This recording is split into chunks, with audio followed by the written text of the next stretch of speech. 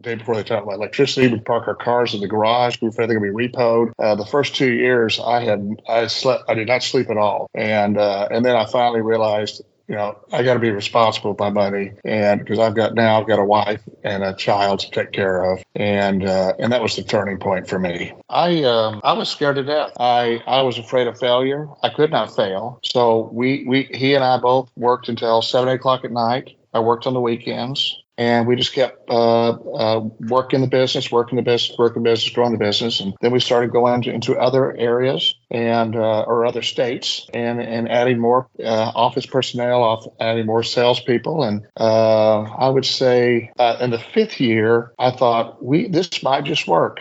And welcome, millionaires and future millionaires. You're listening to the Millionaires Unveiled podcast, a show where you'll hear the stories and interviews of everyday millionaires. We'll unveil their decisions, their strategies, and their portfolio allocation. Now to your host, Jace Mattinson. Welcome back to another episode of the Millionaires Unveiled podcast. This is episode number 286. Lots of things happening, man. We've seen all sorts of commotion, I guess I would call it, with the banking industry this last week. In fact, when this was all going on, I was on some business and woke up to various text streams in other area codes and zip codes and time zones and was like, what in the heck is going on? So at any rate, hopefully we'll see some stabilization a little bit more in the coming weeks. As we move on, it looks like that we're going to see some resolve into what happens with specifically Silicon Valley Bank and a couple of the others seem to be well on their way. So definitely something to pay close attention to. I know there's all sorts of fears about the insolvency of banks and the government and federal government and all sorts of things. It's just part of the economic cycle. I mean, I think all of us to some degree expected some sort of consequences for pumping a lot of, I guess back up even to what happened with the original, COVID, shutting everything down and then pumping a lot of money into the economy and then inflation and, Fed requirements and then raising interest rates, significantly in such a short amount of time to try to curb the inflation and all the different levers that have been pulled in such a short amount of time. I think that at some point there was going to be some sort of issues that kind of have started to transpire. And hopefully we'll see in the short term if there's going to be any more. And if there are, hopefully it's not too devastating, to us and the economy in general. I know there's lots of people that are affected by the fallout of Silicon Valley Bank. I've talked to several friends who were directly affected, that either ran companies or had deposits there. And all of them have spoke very positive about the situation for the most part, but definitely a little bit of a weekend of fear, if you will, and week of fear, I guess. So anyway, definitely we'll be paying close attention to that. This week, had my wife record this episode with me a little while ago. And you're going to hear her voice on there, which will be interesting. I wouldn't expect her to be a permanent co-host on the podcast, but we've done a couple together, and this will be one of the first ones that's been recorded and produced. So I thought I'd have her jump on and do the intro with me a little bit and give a little kind of behind the scenes, especially because last week I actually had the opportunity to meet with and hang out with two of our listeners. And one of those she was a part of when we were up in Canada. So welcome, Stace. Thanks for joining today. Hey, I've been in the background here for about 5 years cheering you on. And I'm happy to help be a part of this. So it was fun to be on. I'll be totally honest. My first interview, this interview in particular, I was really nervous at the beginning. So it took me a little bit to feel comfortable popping in with questions. So be gentle. Also, relax. I'm not going to be on every episode. I'm just here to offer a different perspective and maybe ask some questions that some listeners may or may not have, right? So I don't have the robust finance and accounting background. So sometimes it's nice to have someone who is maybe more of a layperson when it comes to, obviously I've been around it a lot, but I don't have a expert training in all of this. So maybe I'll ask the questions that some of you wherever you are on your financial journey would think to ask, but maybe isn't asked in the interview, or maybe hasn't been asked in interviews past. So anyway, just here to offer a different perspective, and I'm happy to come along whenever you'd like me to pop in.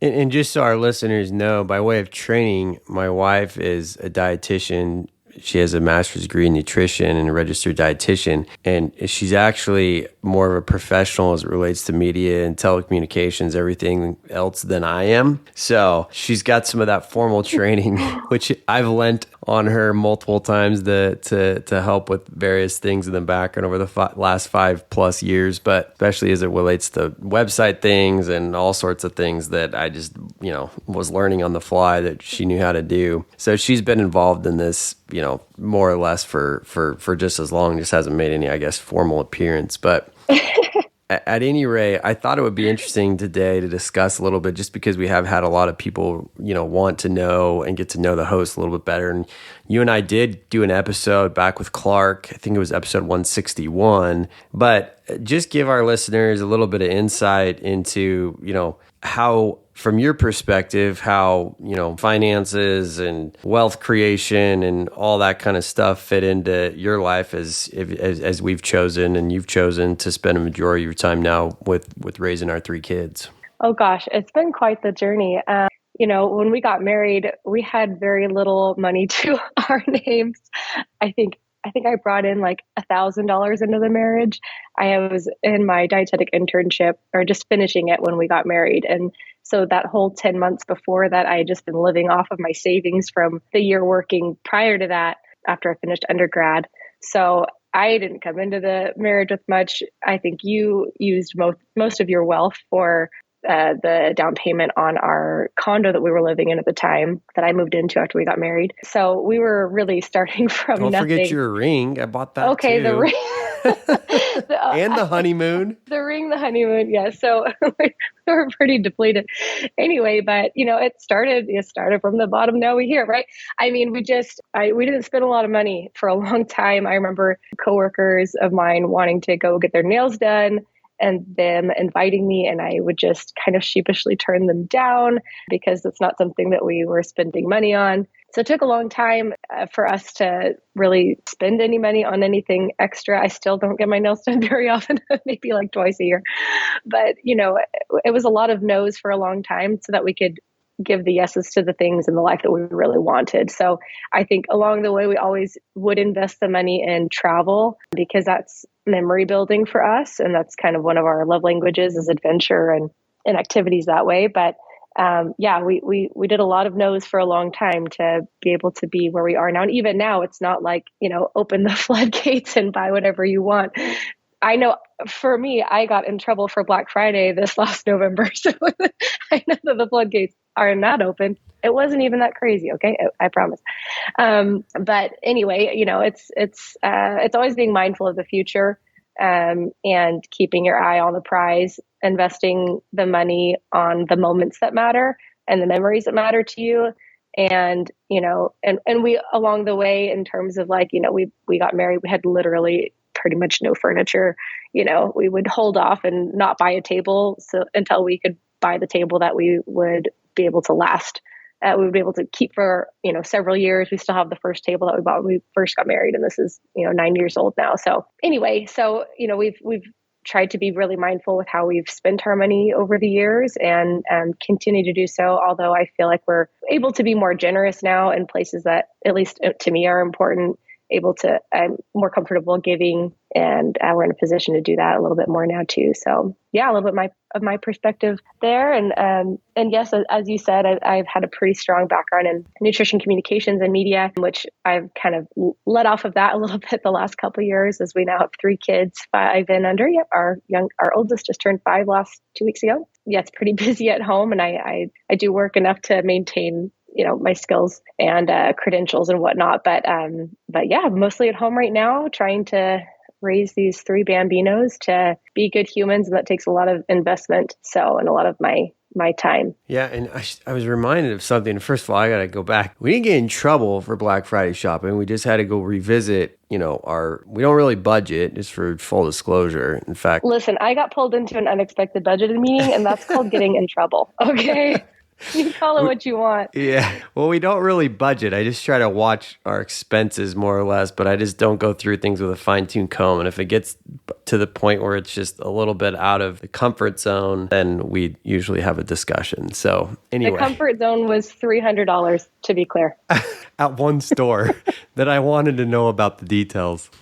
Anyway, I was reminded of something that happened back when you were mentioning that we didn't really have a lot of money. And it's kind of, I don't know if you remember this, but I guess it's kind of funny to share now. But I bought the ring, I bought the condo, obviously before we got married and all that. And that was a good significant chunk of money that I had saved from college and in the first few months that I'd been working. And then I bought our airline tickets to go on our honeymoon. And I bought them off some discount site. And I remember showing up to the airport and they couldn't find a reservation. I was like, oh man, I've never done this, but we ended up going to the Middle East on our honeymoon. And I don't remember if the lady was I probably looked like a popsicle, red popsicle or crab or something when she was like, we can't find your thing. I'm thinking I just got scammed. I'm like, oh my gosh, what am I going to do? These airlines, we got to go on our honeymoon this week. It's the only week I have off work. I don't know what I'm going to do. And luckily, somehow, by some miracle, they found the tickets and it was okay, you're getting on these flights and here you go. I was like, oh man. And then I was worried that the ones on the way back weren't going to work. I'm like, man, I hope this thing all works and I didn't get some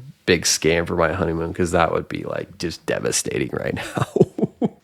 Oh man. Well, we made it. I actually don't even remember that. So you smooth sailed through that. But I do remember in reference to something beat red when we were first meeting was you spilling ketchup on yourself on our first date. How about that? That was pretty bad. At any rate, today we've got and I guess I probably shouldn't choose favorite interviews, but this interview that we did together with James is just absolutely phenomenal. We've had a lot of people request to get people that are, at retirement age, and he is one of those. And not only is he one of those, he has one of the most incredible stories, of perseverance, of, working all sorts of different odd jobs through his teens and 20s to finally getting to the point where he started this business in his 30s and basically scaled that business for quite a while before he sold it to one of his employees and self-financed that sale, and really has taken a good chunk of his change from that sale and profits along the way and put it into single family homes and real estate, a couple commercial properties and whatnot. So his net worth is $29.5 million, probably is around 30-ish, really realistically. I mean, depending on how you value the properties, but 29.5 for the episode.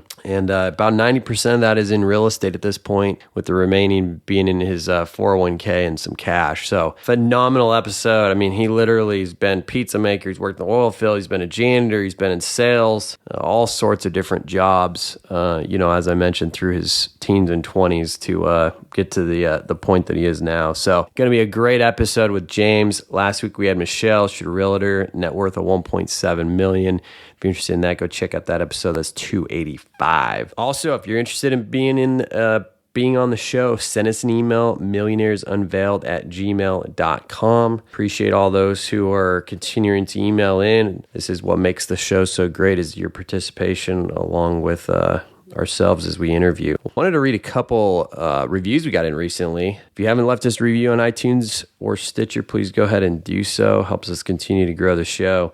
This comes from Vi Waghorn. It says, the latest episode was really inspiring. Roger sounds like the type of dad I would love to sit down and pick his brain. Loads of great advice. Would love to hear more from guests like him. Another one come in from Opulence Through Intentionality. Always look forward to listening to the latest podcast on Monday morning commute to work. Great to see so many different people building wealth in different ways. I've been listening for about 2.5 years. Excited to see y'all hit show number 300. So are we. Appreciate those reviews. Trying to get ourselves to 1,000 by the end of the year here. So love to get some more reviews from y'all. We're just over almost 750, I think now. So without any further delay, let's get into the episode with James. James, you want to just give us a little bit about your background and what you're up to now? I'm 66 years old. Been self-employed since I was 33 years old. Prior to that, not much of anything. And since I've got two beautiful kids, adults now, beautiful wife, and I'm kind of semi-retired. I still dabble in real estate a little bit, but not too much, maybe 10 hours a week. And that's all I work on my business. Awesome. And what is your net worth today? 29.5 million. Holy cow. And how is that broken up? Mostly real estate. It's probably 92% real estate, 8% in my 401k. Okay. And the 401k is invested in what kind of stocks, bonds, mutual funds, index funds? How is that divided up? Mostly index fund, got a little Tesla in there, but the rest of it I let my financial planner manage. And only thing I ask him to do is buy me some Tesla, and he manages everything else. But most of it's in index fund 500. When did you start that 401k? 33 when I started my business, and we offered a 401k to the employees and of course to ourselves, and that's when it all started. So what took place from the time, let's just say high school, to the time you were 33? Not much. I was probably like a lot of young people. I just kind of young man. I just kind of worked in the oil field. I worked on a laundry truck. I was a janitor. Just kind of then I got into sales. And sales is what really took off for me. I did not know what my likes or what I was good at. And when I get into sales, I thought I'm pretty good at this. And so my sales career, I think, is the reason I have the success that I've had today. Do you remember what your net worth was at 33 when you started your business? It's probably a negative. Really? I got married at 31. I had my wife, and I had a 3-year-old daughter. She had a 3-year-old daughter that we raised, and it was probably, she had more money than I did, and I don't think it was that much. Maybe $5,000, maybe. I remember back in those days when we first got married, I thought, holy smokes, there's a lot of responsibility here, and I had no idea how much it cost to have a family, and so I was running to the water department the day before they could cut off my water. I was running to the electric company the day before they cut off my electricity. We'd park our cars in the garage. We were afraid they were going to be repoed. The first 2 years, I did not sleep at all, and then I finally realized, I got to be responsible with my money, and because I've got a wife and a child to take care of, and that was the turning point for me. It's a turning point for a lot of us, isn't it? It scared the hell out of me. Right, you got other heartbeats that are dependent on you a little bit. So every night I'd wake up sweating, thinking, "How am I going to do this? How am I going to do it?" but I just worked my way out of it. We worked 2 or 3 jobs, and until I started my own business, she and I both worked really, really hard. Yeah. So fast forward, you're 33, you start this business. What business do you start, and kind of what led you to get to that point? Well, I was a salesman, and a good one. And I worked for a supplier, and I had a customer base, and I became real good friends with most of them. And I was talking to one of my customers one day and pitched a business idea to him, and he said, "Let's do it." And I said, "I can't do that." I said, I've got a new baby at home. I've just been married. I've got a mortgage. I got debt." And he said, "Let's just take it slow and easy." Now, he was my mentor. He was 10 years older than me. At that time, he was self-employed for 25 years. He said, "James, let's just take it slow and easy, and we'll see where it goes." And it took off. And then, within a couple of years, I replaced the income that I left, and then it just took off from there. So walk us through what those initial, I guess, maybe the first 3 to 5 years, what did that look like? How did you kind of get the trajectory going in the way that you did to kind of land? And we'll kind of go through this journey, I guess, maybe decade by decade. So what does it look like in your 30s, I guess, those first 7 years? I would say after we started the company? Yeah. Okay. Well, it started off slow, and we just kept growing and growing. I was scared to death. I was afraid of failure. I could not fail. So he and I both worked until 7, 8 o'clock at night. I worked on the weekends, and we just kept working the business, growing the business. And then we started going into other areas or other states and adding more office personnel, adding more salespeople. And I would say in the 5th year, I thought this might just work. And and we started providing a benefit package for the employees. And then by the 10th year, we knew that we had a strong business and I could relax a little bit. But I think it took 10 years before I really felt like, okay, I'm not going to have to do some of the things I did before, and I've got a good business that can continue to grow. So you turned 40. I guess it said you took about 10 years. You're in your early 40s. What started taking place in your 40s that allowed you to let the foot off the gas and kind of get that turbine, that flywheel, if you will, rolling for yourself? I think it was just the growth of the business. I didn't do any investing outside the business. My total focus was on the business. So we just kept putting our time, energy, and money into the business and watched it grow. I don't think there was anything else in my 40s that I focused on other than that. Did you take a pay cut in those first initial years when you started it? The first year I did, but it wasn't much. And it took off pretty quickly. And in the second year, replaced my salary that I was making with the other company, the other company employed me. And then after that, it kept doubling and doubling and doubling. And I thought, holy smokes, this is a lot of fun. And that just motivated us to do more and more and more. And that was in what industry again? It was in the convenience store industry. There was we formed the first buying co-op for convenience stores. And what it did is it put together all the independent convenience store owners into an association, which there hadn't been one before in the United States. You know, you have your farmers co-op and you have your ag co-ops, you have your restaurant associations, but there wasn't one for the independent convenience store owners. And he and I started that. And when I sold the business 20 years later, we had 4,500 convenience stores in our association. I had about 25 employees. We were in 6 states, and we were a big player in that market at that time. When you entered that business, you did have essentially a leg up, though. You knew that industry, right? You're right. I did know it from a sales side of it because I was my job prior to that was selling to the large convenience store chains. So I called on Texaco, and back in those days, the oil companies were the big convenience store owners. So I got on Texaco, FINA, Mobil, those folks. And they're the ones that back then competed against 7-Eleven. And so I knew what kind of deals, when you had that kind of volume or that many stores, I knew from my business what type of deals they were getting, that the independents were getting nothing. In fact, the independents were being charged the highest price, while the chains, because they had the buying power, were paying the less and paying less for the product. So what we did is group these independents together. I'd walk around and I sold the first 200. So I'd go into these store owners and say, hey, I've just got a dream for you. I've got 2 suppliers that can support me right now. If you hang with me, I'm going to add these lines and this line and milk and ice and chips and electricity and cigarettes and all these other things, just like I knew the large companies were getting. But you'll just have to trust me. And they did. And so I signed up the first 200 within a year. And then I hired somebody in another state, or another city to sign up more. Then we just started adding salesmen in different cities. And then as I was doing that, my partner was adding suppliers. So we had a program with all the major suppliers that service convenience stores. Interesting.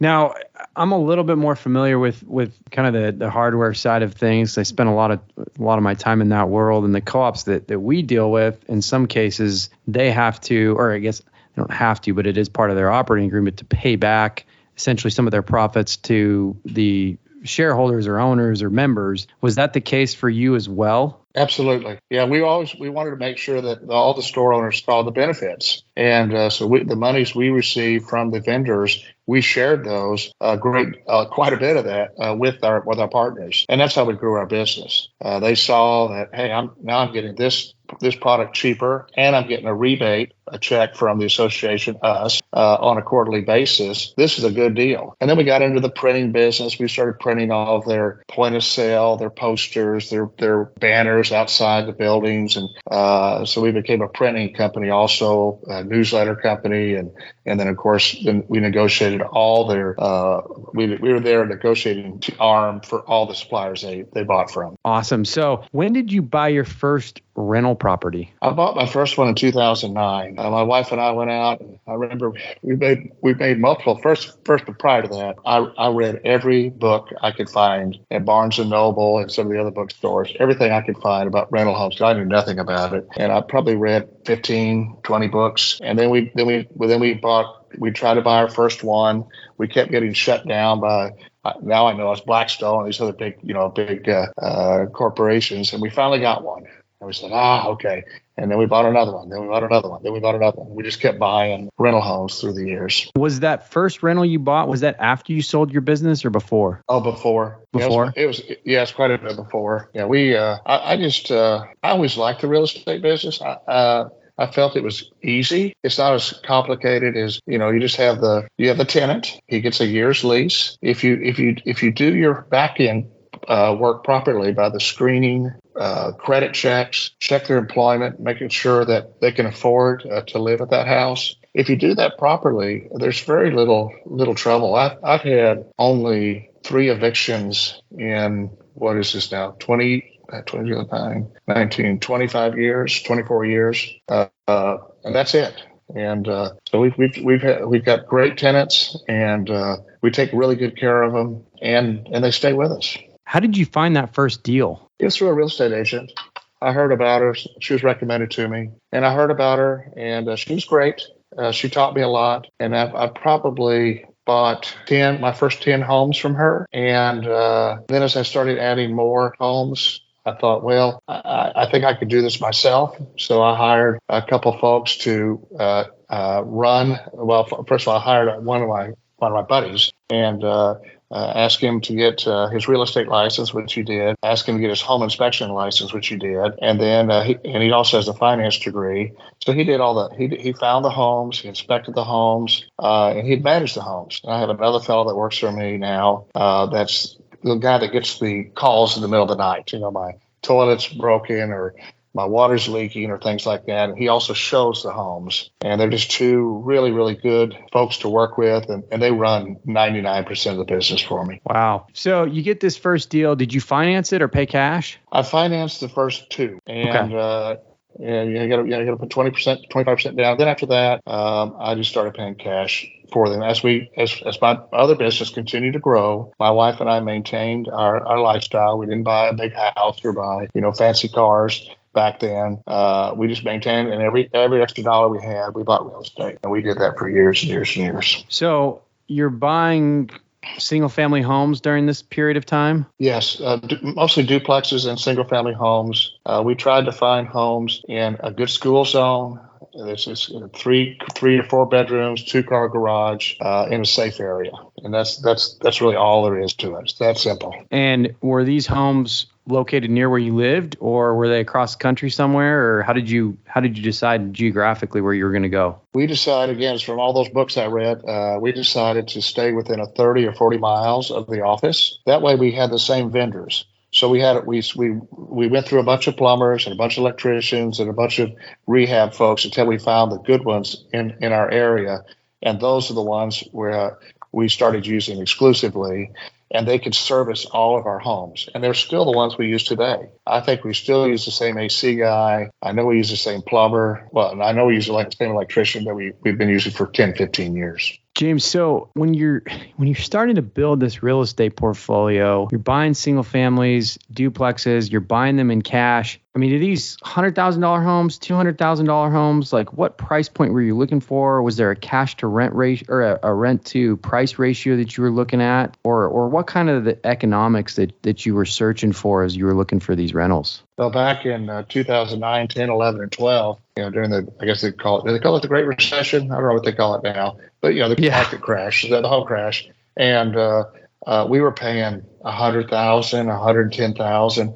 Those homes today are worth $275,000, $250,000. So as the market became healthier, we were paying more for the homes, but there's still a big demand for homes. And it was really all we did is as long as I could net 7% on each home, that was the benchmark. So we go out there and see, my employee, he'd go out there and inspect the house, do the comparables at MLS, and then he'd come to me and say, James, this house, we can pay this much for it. We give this much rent for it. We'll give you this much return on your money. And I would just say, buy it. Probably a third of the houses I never saw because I had such trust in him and still do that I knew what he was presenting to me would be a good investment for me. And when again did you hire someone to help manage your properties? It was around 2017, 16, somewhere in that range. And prior to that point, you were managing them all personally? No, we used a property management company. We actually had two of them. We divided them up with two different companies. Okay. And then eventually landed on someone you kind of brought in-house to manage for you? That's right. It actually is a friend of mine, and we were talking one day, and he mentioned that he used to manage apartments, and we talked some more. He didn't know I was looking for somebody, and we talked some more, and then I finally offered him the job. And I said, "Would you like to be my property manager and take care of my real estate?" And he said he would. And he's been here ever since. It's been a wonderful job. Oh, that's great. It's great when it's a good relationship there. How many did you have before you hired him on to help you? I think it was 15 to 20, around that range. And now how many do you have?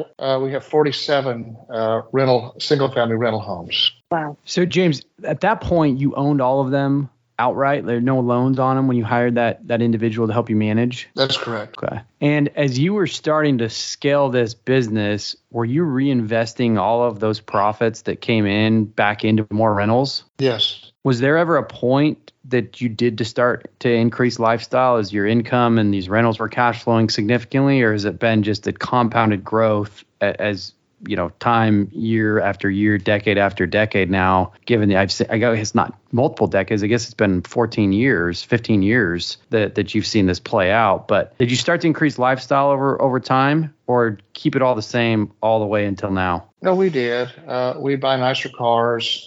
We'd go on nicer vacations. We had a neat little lake house on a lake west of the Dallas-Fort Worth area. Not a whole lot, but we started doing those kind of things. Do your friends and family know of your wealth? A couple of my friends do. Family, maybe. They know we do whatever we want to do whenever we want to do it, that kind of thing. And we have a beautiful home in Florida and a beautiful home in Texas. So I don't know if they know that we're worth this much, but they know we're well off. FindLaw is the internet's top destination for free legal information for consumers and small businesses. Their nationwide attorney directory makes it easy to find the right attorney near you for your situation. FindLaw's legal forms and services allow you to create an estate plan affordably and from the comfort of your own home. It is the home of the Don't Judge Me podcast, a show about the law in real life. FindLaw's Don't Judge Me has a lot of opinions, jokes, insightful guests, and in-depth discussions about hot topics in the law. What they don't have is a lot of pretension or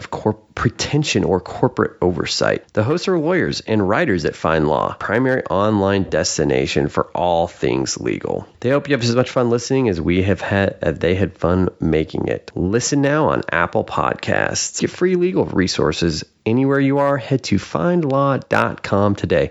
That's FINDLAW.com. At this point, I want to get a little bit into kind of, a lot of our guests we have on the show are typically, earlier in their journey. And that's why I was so happy when you reached out, because you were fitting the mold that a lot of people are wanting to hear from. At this point, you've gotten to, essentially you've won the game, right? And you're more on the retirement slide than you are essentially on the growth slide. If somebody may be in their 20s or 30s, what has shifted in terms of priorities, investment strategy, et cetera, for you as you've kind of hit that 60 plus decade for you? It really wasn't that I changed. It was the market changed. When we couldn't buy single family homes anymore because the prices went up so fast, we shifted to commercial real estate and bought a couple commercial buildings.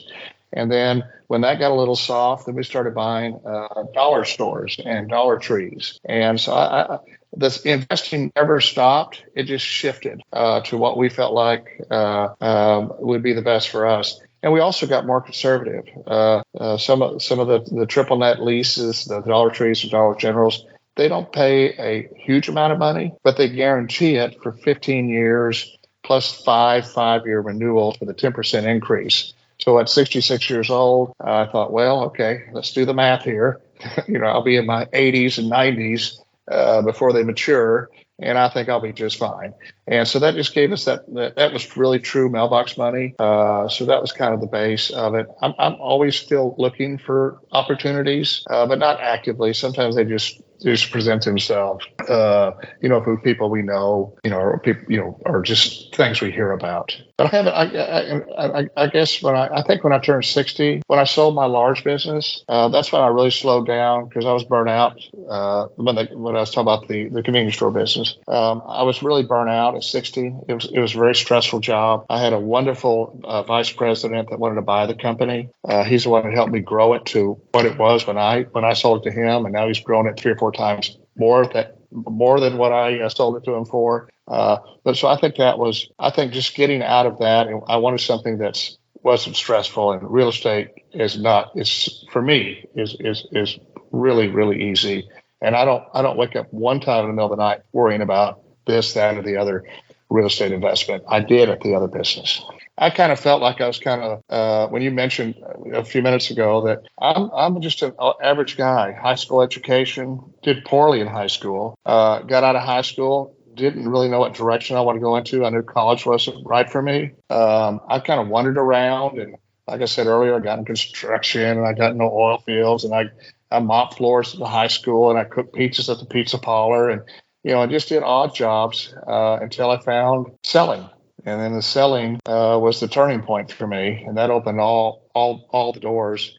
And I didn't realize it, but looking back, my father he was teaching me how to sell when I was a little kid. When I'd go to the YMCA, we went to the YMCA camp, summer camp. He would give me little peanuts, cans of peanuts that they gave us, and I'd go around door to door, a little freckle-haired faced kid, and knock on doors and say, "Would you like to buy peanuts for my YMCA camp?" Then he said, "Lee, why don't you run a paper route?" And so I was the guy that you see on Dennis the Menace or some of those old shows. I had the Stingray bike. I had the papers around my body on those little I don't know what they're called, bags, and I'd be throwing papers, and I'd have to collect the money for these papers from these individuals trying to beat me out of $3 or $4, because they didn't want to pay me. And then later on, Dad would take me and my brothers and sisters, and we would go cut mistletoe out of the trees and then put them in little bitty baggies. He'd park in a parking lot at an apartment complex and have us knock on doors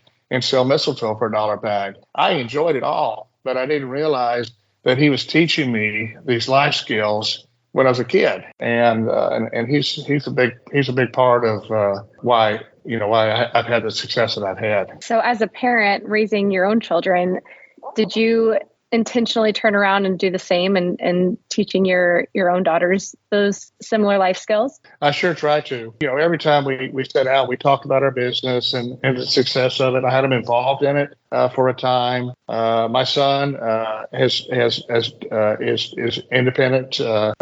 He's self-employed. My daughter has a pretty neat life that she has, but neither one of them. I know it's kind of hard to tell sometimes, but they've made some good decisions, and I try to. Let me just put it that way. I really tried to. My wife and I both did try to sit them down and say, this is why America's great, and there's even just an average guy like me can make it if you work hard, and that's the message we try to get across to them.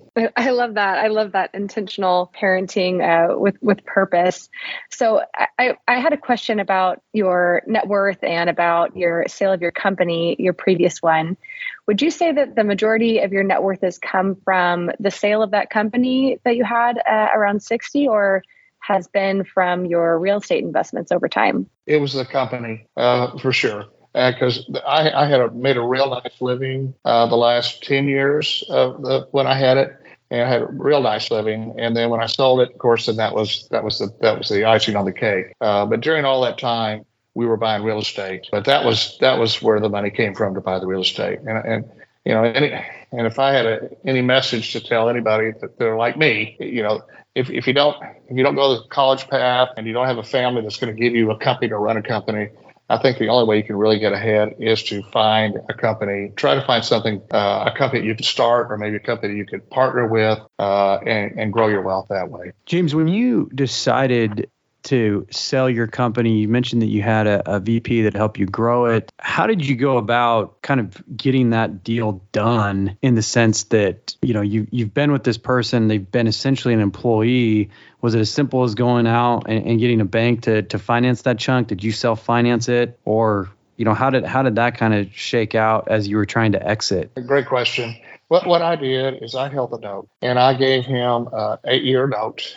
I set the interest rate, and he paid me quarterly. And so I took a chance because I held the note, but also if he defaulted on a payment, I could take the company back. But I knew how good he was, and because I worked with him for 6 years, and the man was amazing. And he was one of the hardest workers I've ever been around, and still is. And so I knew that I was going to be okay.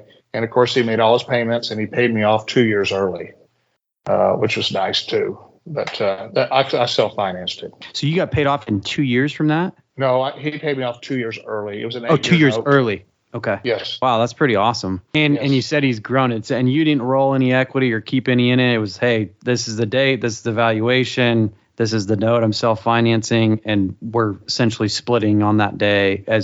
I'm no longer an owner, essentially. I wish I would have, but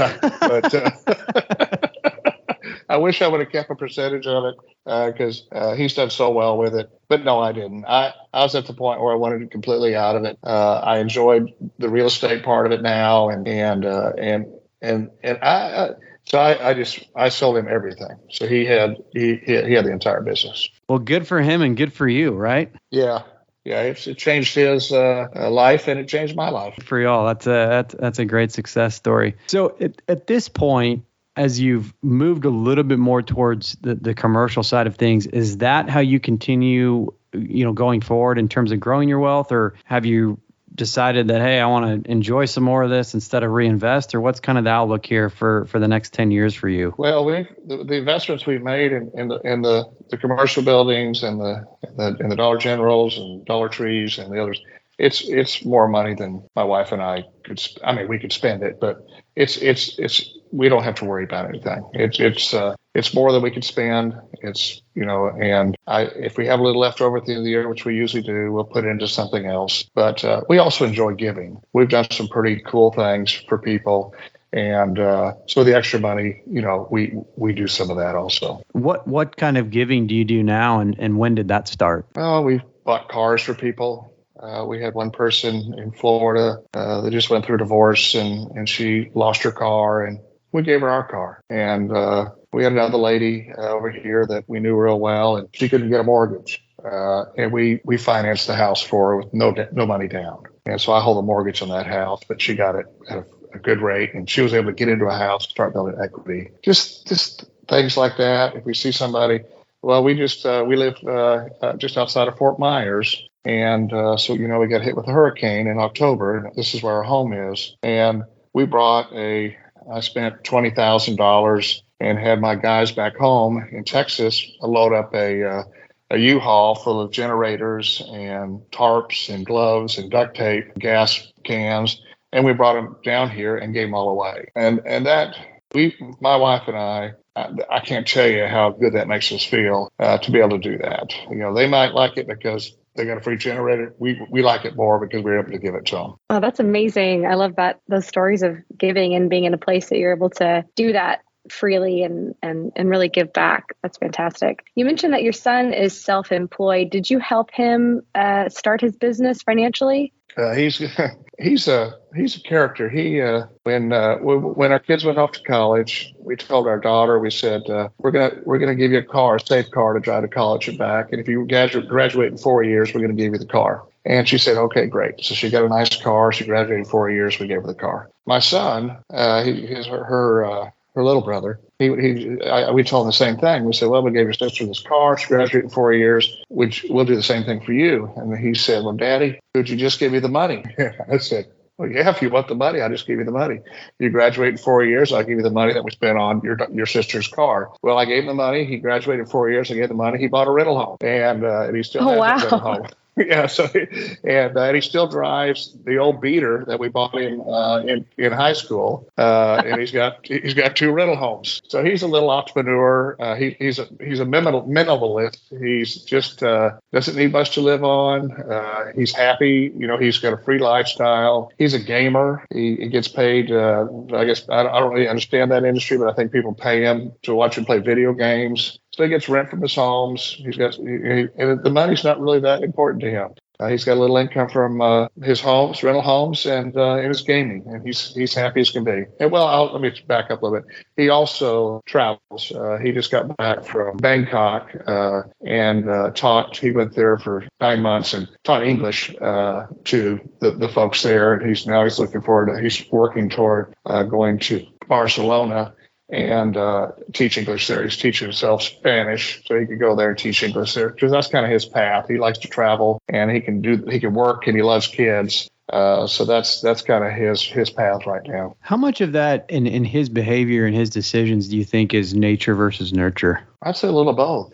He certainly knows the real estate business, because he did work for me for a short period of time. He hated it because he doesn't like to be behind a desk, and he was doing my accounting. But I think it's a little of both. I think he's a value in that. And yeah, I think a little of both. Do you discuss your net worth and finances with him openly? No, he doesn't ask. If he did, I did at one time when he was working in the office with me. I would have him help me. One thing I learned a long time ago is to do a net worth statement, and I started doing that in around 2000, 2001, 2002. And I started doing a net worth statement, which I didn't have any net worth, but I had a little bit back then. And so I started doing that and then updating it, every year. And it's kind of a game to me. Can I make more this year and than last year? And what assets have I accumulated, and what debt have I accumulated? And then I think I'd recommend that to anybody. It doesn't matter what your net worth is right now. Start it and then keep it and update it every year. And it kind of gives you, am I going in the right direction or am I not going in the right direction? Yeah, for sure. James, I want to wrap up with some rapid fire questions. What's the most expensive meal out that you've ever purchased? Probably $600. Okay. What about the most expensive pants you've purchased? Maybe $50. What about the most expensive car or toy? Car, $120,000, and boat, $325,000. And did you buy those in cash? Yes. At what age did you become a millionaire? I was 36, 37, somewhere in that range there. Okay. And how long did it take to get the second million? About 3 years. Okay. What is the most expensive experience or vacation that you've paid for or taken? Oh, wow. We've taken some nice ones here the last few years. Went to New Zealand, Australia, probably 50 to 75,000. Okay. When you travel, do you usually go all out, not worry about a budget at all? Is it just kind of, hey, I want whatever experience, nice hotel, nice accommodations, etc.? Within reason. We go first class, but if they're going to charge me $2,000 for a hotel, I'll probably pass on that. But we want something nice, but that doesn't have to be the nicest that's out there. Yeah, for sure. What do you think about, how do you think about giving and generational wealth? Well, giving, I think we touched on that earlier. We see things, people we know, or causes we believe in, we'll donate. I would love to, we're going to spend some of this money, not all of it, but and we'll pass it on to our kids, and hopefully they'll be wise with their investments. And some of them might be in some stuff that they can't, long-term stuff that they can't really spend right away because they're locked in on leases and things like that. But neither one of them are interested in real estate. So I can see maybe 10 years down the road, we liquidate our single-family homes and maybe put them into more long-term triple net leases, they're 15, 20, 25, 30-year leases. That way, they won't make the same dumb mistakes I made in my 20s and early 30s, and because they really can't, because they'll just get that income coming in, they can't really spend it, and then hopefully they'll learn from that. Are there any mistakes that you've made along the way that you'd caution others against? Oh God, one thing is I manage my own stock portfolio, and I've lost probably millions of dollars. in hindsight, when I started buying, investing in my 401k, I should have gotten a financial advisor, and I should have let them manage the money. I'm kind of a gambler. You wouldn't know from my I don't have any debt, but I'm really kind of a gambler when it comes to stocks, and I shouldn't be. And in hindsight, if at 33, if I would have said, "All right, you manage my money, and I'll talk to you once a year, and we'll look at it," I would have had so much more money in the stock market than I do today. So I would say that's probably one of the biggest mistakes I've made. Yeah, that's probably one of the biggest ones I can think of right now. If you were to teach a class in college, what would it be? Real estate. I love it. I just love everything about it. I like the tax advantages. And it's a hard asset. It's just a neat business, and that's what I'd like to teach if I had an opportunity is real estate. Awesome. What is your last words of advice for somebody who's just starting out or getting started on their journey? I would, well, I'm going to date myself a little bit, but I listened to every Zig Ziglar tape that he made back in the 70s and 80s. And then I started reading business books. I'm never much I love business books, but I don't really read a lot of other, fiction books or anything like that. But one of the guys I really like to read is Jeffrey F. Fox.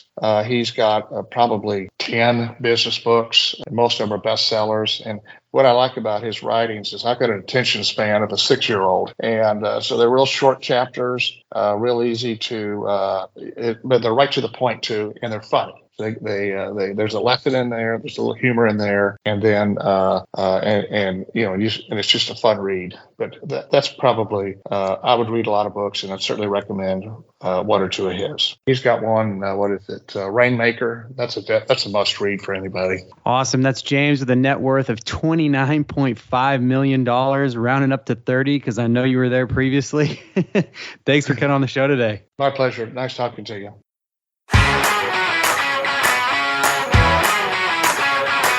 Thanks for listening to the Millionaires Unveiled podcast with Jace Mattinson. For more stories, investment opportunities, and information, check out our website, millionairesunveiled.com. See you next time when you'll hear from another everyday millionaire.